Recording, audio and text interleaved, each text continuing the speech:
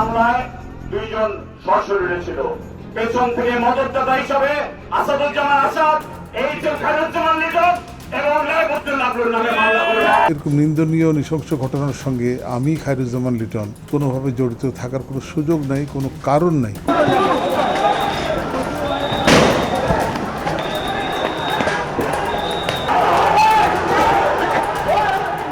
দুই গ্রুপের সংঘর্ষে নিহত রাজশাহীর বাঘা উপজেলা আওয়ামী লীগের সাধারণ সম্পাদক আশরাফুল ইসলাম বাবুলের জানাজায় সাবেক পররাষ্ট্র প্রতিমন্ত্রী ও বর্তমান সংসদ সদস্য শাহরিয়ার আলম বিস্ফোরক মন্তব্য করেন আওয়ামী লীগের প্রেসিডিয়াম সদস্য এইচএম খায়রুজ্জামান লিটন ও রাজশাহী ৩ আসনের সংসদ সদস্য আসাদুজ্জামান আসাদকে নিয়ে। এ হত্যাকাণ্ডের মদতদাতা হিসেবে পেছনে থেকে তারা কলকাঠি নেড়েছে বলে অভিযোগ করেন শাহরিয়ার আলম। তাদের বিরুদ্ধেও মামলা করা হবে। এ ঘটনায় বাঘা পৌরসভার মেয়র আক্কাস আলী ও পাকুড়িয়া ইউপি চেয়ারম্যান মেরাজুল ইসলাম মেরাজকে হত্যাকাণ্ডের জন্য সরাসরি দায়ী করেছেন তিনি। উনি আক্কাস, উনি মেরাজ, তাদের পেছনে মদতদাতা আছে। 2 বছর আগে আক্কাস বহিষ্কৃত হয়েছিল আওয়ামী লীগ থেকে। খায়রুজ্জামান লিটন নিজের মুখে এখানে সে বহিষ্কৃত, এসএম কামাল বলে গিয়েছিলেন সে বহিষ্কৃত। এই ঘোষণা 7 দিনের মাথায় রাজশাহী মেয়র খায়রুজ্জামান লিটনের গাড়িতে আক্কাসকে ঘুরতে দেখা গেছে, মেরাজকে ঘুরতে দেখা গেছে। আমরা জবাব চাই বাংলাদেশ আওয়ামী লীগের প্রেসিডেন্ট মেম্বার খায়রুজ্জামান লিটনের কাছে। তিনি আজকে জানাজায় উপস্থিত কেন?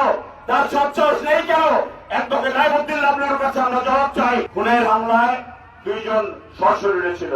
পেছন থেকে মদতদাতা হিসাবে আসাদুজ্জামান আসাদ, এইচএম খায়রুজ্জামান লিটন এবং লাইবুদ্দিন আবদুল্লাহ নামে মামলা করে।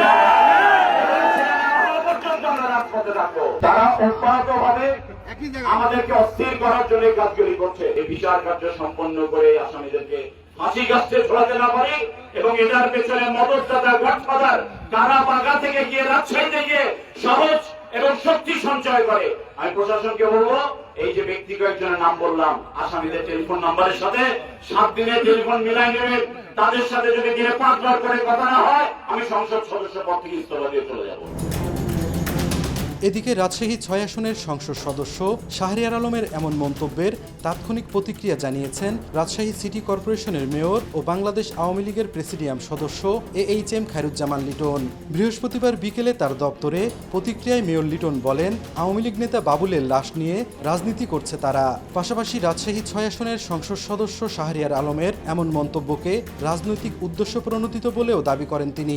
মরহুম বাবুল একজন সক্রিয় রাজনীতিক কর্মী ছিলেন, নেতা ছিলেন। তখন সে অত্যন্ত ছোট ছাত্রনেতা, তখন থেকে তাকে আমি আমার রাজনীতির পাশে পেয়েছি। তাকে যে হত্যার উদ্দেশ্যে আঘাত করা, এইরকম ঘটনা যেটি ঘটেছিল, এরকম নিন্দনীয় নৃশংস ঘটনার সঙ্গে আমি খায়রুজ্জামান লিটন, বর্তমানে আমি বাংলাদেশ আওয়ামী লীগের প্রেসিডিয়াম সদস্য পদে আছি, আমি কোনোভাবে জড়িত থাকার কোনো সুযোগ নাই, কোনো কারণ নাই, কোনো যুক্তি নাই।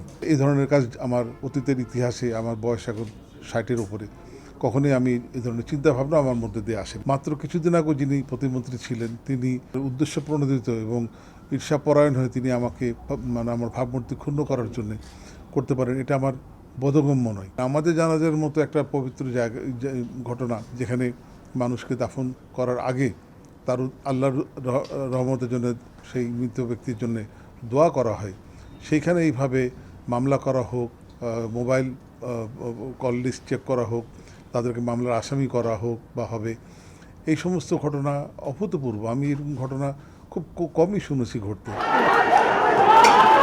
গত 22 জুন রাজশাহীর বাঘা উপজেলা সদরে আধিপত্য বিস্তার নিয়ে রক্তক্ষয়ী সংঘর্ষে জড়ান স্থানীয় আওয়ামী লীগের 2 গ্রুপের নেতাকর্মীরা। এতে 2 পক্ষের 20 জন নেতাকর্মী আহত হন। তাদের মধ্যে বাবুলের অবস্থা ছিল আশঙ্কাজনক। 4 দিন রাজশাহী মেডিকেল কলেজ হাসপাতালের আইসিইউতে চিকিৎসাধীন থাকার পর 26 জুন মারা যান তিনি। সাইফুর রহমান রকি, সময় সংবাদ, রাজশাহী।